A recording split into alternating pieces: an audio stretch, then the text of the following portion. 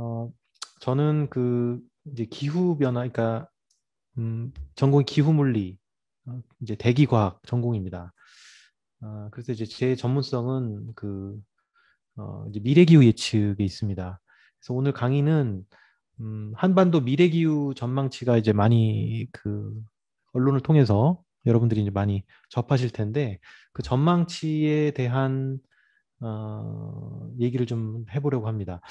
그런데 이제 전망은 우리가 이제 미래 기후는 이제 기본적으로 온실가스 증가를 가정하고 온실가스 증가 시나리오, 탄소 배출 시나리오에 따라서 미래 기후를 전망하지 않습니까? 그래서 온실가스 증가로 인한 미래 기후 전망치에 대해서 소개를 드릴까 합니다.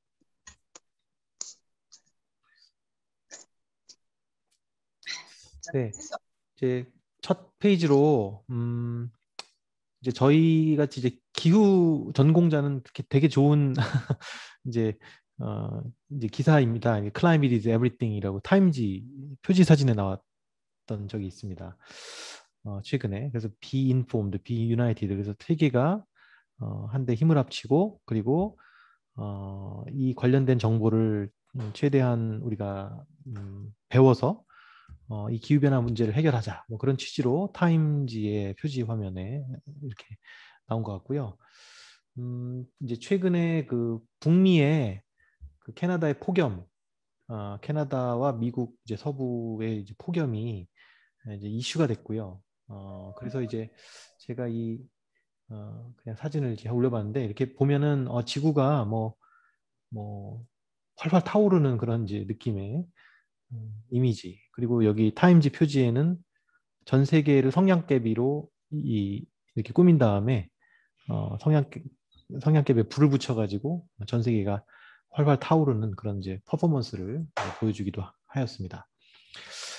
네, 지금부터 제가 이제 말씀드릴 거는 이런 이제 그런 어떤 우리가 흔히 듣는 이제 기후 변화, 지구 온난화 여기에 대해서 한 번쯤 여러분들이 생각해 보셔야 될 그 과학적 사실에 대해서 제가 소개를 드리고자 합니다. 먼저 저희가 직접 제가 이제 그려가지고 우리 저희 학생들하고 이제 그린 그림인데 역시 언론 보도에도 이런 얘기는 많이 나오지 않습니까? 한반도는 지구 평균보다 2배 빠르게 증가했다. 그러니까 지구 평균 온도가요.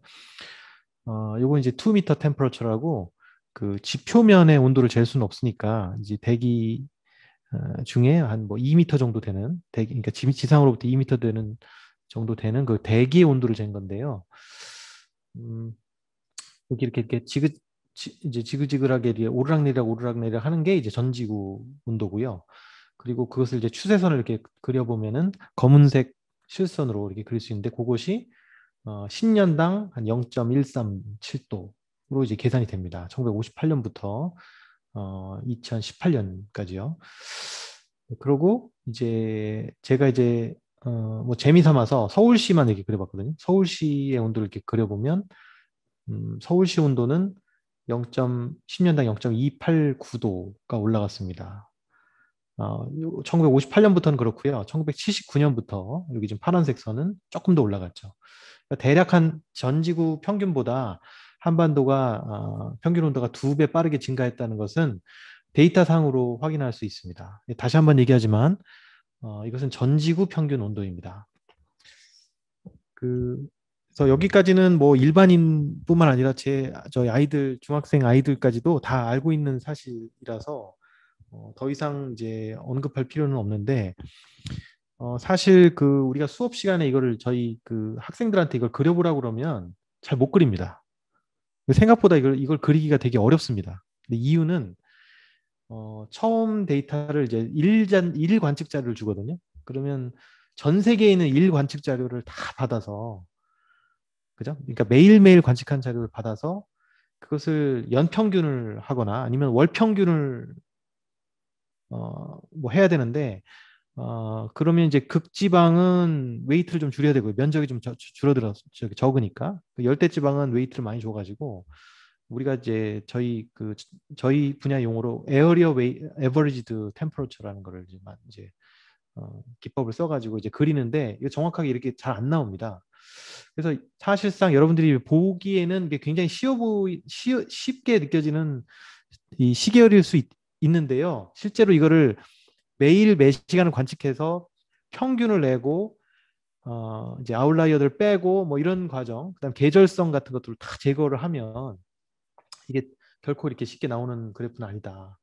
결국 이것은 아주 그 원자료에 아주 그 미세한 시그널. 그러니까 왜냐하면 왜 미세하냐면 매일매일 그 일교차만 해도 뭐 10, 뭐 가을 겨울철에 뭐 10도, 20도까지 가니까요. 이거는 이제 이 몇십 년 동안 지금 0.8도에서 뭐 0.8도까지 그러니까 한 1.6도가 변하는 거니까요.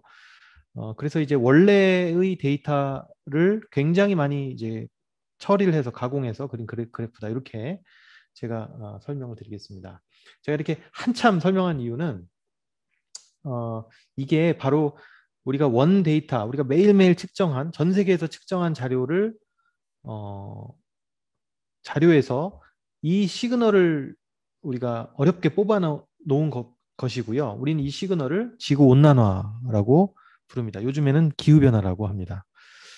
네, 근데 뭐 자세히 보면은 여러분 아시겠지만 이렇게 조금 자글자글해서 오르락내리락 오르락내리락 오르락내리락 합니다. 그러니까 이제 작년보다 올해가 덥다고 해서 이것을 기후변화, 이거 지구온난화다 이렇게 얘기할 수 없고요. 또 사실 뭐 여기 엘니뇨인데 엘니뇨 때보다 그 다음 해에 온도가 차갑다고 해서 뭐 그것을 어떤 의미를 두기에는 상당히 좀 어려운 상황입니다. 어쨌든 추세가 이렇고요. 아주 장기적인 추세가 온난화 시그널이다 이렇게 얘기하겠습니다. 그러니까 이제 원자료에서 만약에 원자료가 굉장한 노이즈를 갖고 있으면 이것은 이제 시그널 우리가 공학이나 뭐 여러분 자연과학 하시는 분들은 시그널 투 노이즈라고 하잖아요. 그러니까 이제 시그널 투 노이즈의 문제를 이기고 시그널을 찾아낸 그런 이제 그래프다 이렇게 보시면 되겠습니다. 자, 그러면 이제 폭염은 어떨까요? 요즘에 이제 폭염 때문에 너무 지치고 괴로우실 텐데, 그리고 이제 언론은 이제 폭염 일수를 가지고 최근 뭐 10년 동안의 폭염이 이렇게 늘었다. 뭐 최근에 이제 2000년대 초반에 비해서 뭐 5일, 뭐 6일 뭐 이렇게 증가했다 평균. 뭐 이렇게들 보도를 하지 않습니까? 맞죠? 네, 그래서 이제 요즘에 이제 요건 2020년까지니까 올해 또 폭염이 작년에는 그 비가 많이 와서 이게 좀 작은데 폭염 일수가 비가 좀 안 오는 이번 같은 이제 장마 전선이 이제 쇠퇴한 그런 날들이 이제 폭염 매일 폭염의 정의는 일 최고 기온이 33도 이상인 날의 연중 일수입니다. 그래서 계산하면 정말 2000년대 초반에부터 이렇게 쭉 올라가서 야 이거 지금 온난화가 이렇게 심각하구나 이렇게 생각을 하실 수도 있는데요. 제가 이거는 이제 서울 관측소의 관측 결과입니다. 서울은 세계적으로도 유례 없이 굉장히 오랫동안 온도를 꾸준하게 체크한 그런 도시입니다. 우리가 자랑하는 이제 관측소가 있는 도시고요. 그래서 이제 서울시는 1911년부터니까 1911년부터 자료를 쉽게 저희 기후정보 포털이나 기상자료 개방 포털에서 받을 수 있습니다. 그래서 받아서 직접 그려보면 어떨까요? 별로 없다가 최근에 이 폭염 일수가 늘어났을까요? 아까는 이 지구 온난화라는 시그널을 어렵게 뽑아냈는데 공교롭게도 폭염 일수는 그 1911년부터 2020년까지를 쭉 체크를 해보면 94년에는 지금 현재의 정도보다 더 많은 이제 일수를 기록했고요. 오히려 1930년대나 1919년대가 그 폭염 일수가 최근보다는 더 많았습니다. 예, 이게 팩트고요. 그러니까 이제 지구 온난화, 온실가스라고 하면은 이제 점차 100년 동안에 점점 서서히 증가하는 거기 때문에 당연히 온실가스에 의해서 폭염 일수가 증가를 했다고들 알고 이제 그려보면은 굉장히 이제 당혹스러울 겁니다. 그래서 일단 언론은 여기까지 2000년 초반부터 이렇게 보는 것이고 제 생각에는 요 부분까지 좀 아는 것도 어, 우리가 온실 효과를 이해하는데 좀 도움이 되지 않을까 그렇게 생각을 합니다. 실제 긴 관측 자료에는 폭염일수는 오히려 좀 이상할 만큼 30년대나 다른 시대에 좀 더 많았다. 자, 그렇기 때문에 이것은 온실 효과 입장에서 보면은 이제 시그널이 아니라 뭐 노이즈라고 할 수도 있습니다. 그러니까 그렇지만 그러니까 그러면 이제 폭염 일수는 온실 효과로 이제 증가하는 어떤 극한 그 기상이라고 해야 되나요? 극한 기상, 익스트림 이벤트는 어, 아, 아닌 것 같다 이런 생각이 듭니다. 그러니까 온실 효과에 의한 일수 변화는 아직까지는 포착되지 못했다. 이게 지금 정설인 것 같습니다. 그런데 뭐 이게 또 이 트렌드가 없다고 해서 또 제가 너무 또 회의적으로 이제 우리가 제가 지금 말씀드릴 수도 있는 것 같은데 꼭 그렇지는 않고요.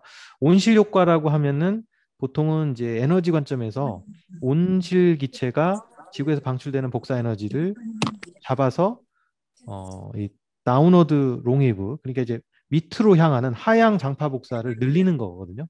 근데 그런 행성들 우리 지구뿐만 아니라 여러 행성들을 보면 특히 일교차가 거의 없고요. 이제 금성같이 일교차가 거의 그러니까 이제 밤 차가운 온도를 좀 이렇게 데펴줍니다. 그게 온실 효과인데 그런 시그널은 분명합니다.